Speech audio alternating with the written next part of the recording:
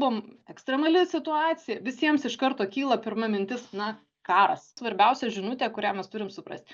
Pasiruošiam labai mažiems dalykams ir tada, jeigu ištiktų didelis dalykas, bet kokiu atveju mes turėtumėm sprendimą. Na, ir šitą tetą turbūt visi pažįstat, ar ne, tą socialinių tinklų bevardę žvaigždę, kuri sako, nieko nebus, nereikia sėti panikos ir gyvenkime savo ramiai, arba tegu valdžia pasirūpina. Tai ten visada rasime kažkokį įprastą rinkinį, kuris turėtų va tom 72 valandom mums užtikrinti normalias egzistencijos sąlygas. Pirmoji vietoje ten dokumentai, pinigai, maistas, vanduo ir taip toliau, ir kažkur prieš galą vaistai.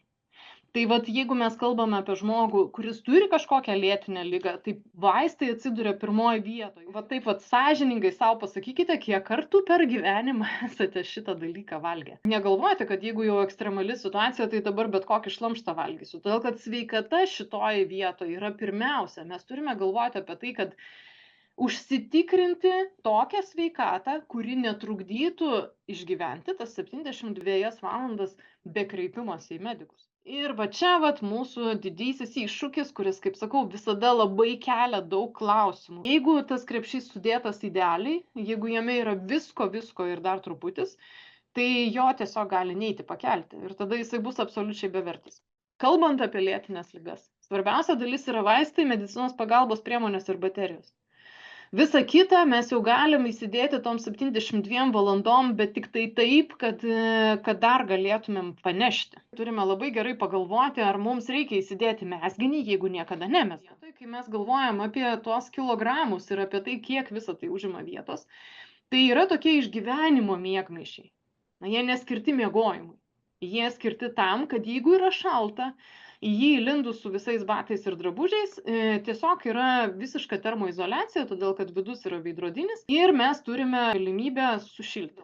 Jeigu mes turime namuose kažkokį vaistą ir dar turime internetą, tai mes galime pasižiūrėti ir paklausti kokio ChatGPT, o gal tą vaistą galima panaudoti kažkokioj kitoj situacijoj, kuri mums iškilo. Kaip pavyzdžiui, yra toksai nuo skausmo vartojamas gana plačiai kodeino ir paracetamolio mišinys tabletėse.